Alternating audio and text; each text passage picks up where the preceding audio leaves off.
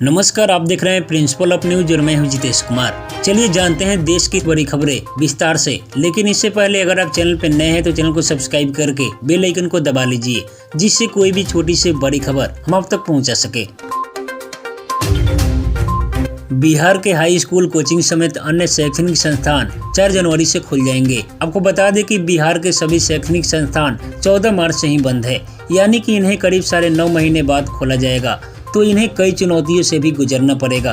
सबसे बड़ी चुनौती कोरोना महामारी के बीच बच्चों को पहले की तरह सुरक्षित माहौल देना होगा, सामाजिक दूरी का पालन करना होगा। इससे भी बड़ी चुनौती महज 1 से 1.5 महीने में 9.5 महीने की पढ़ाई की भरपाई करनी पड़ेगी।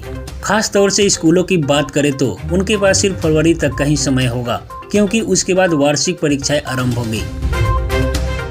देश में कोरोना वायरस के मामलों में महाराष्ट्र, आंध्र प्रदेश, कर्नाटक, तमिलनाडु और केरल सबसे ऊपर बने हुए हैं। स्वास्थ्य मंत्रालय के अनुसार देश में पिछले 24 घंटे में कोरोना वायरस के 26,624 मामले सामने आए हैं और 341 मौतें हुई है। देश में कोरोना वायरस से अब तक 95 लाख से ज्यादा लोग ठीक हो चुके हैं।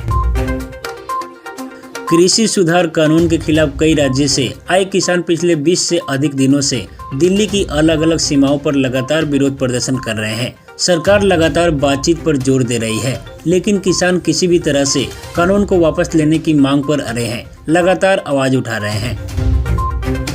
महाराष्ट्र के सीएम उद्धव ठाकरे ने रविवार को कहा कि राज्य में रात्रि कर्फ्यू या फिर लॉकडाउन लागू नहीं किया जाएगा।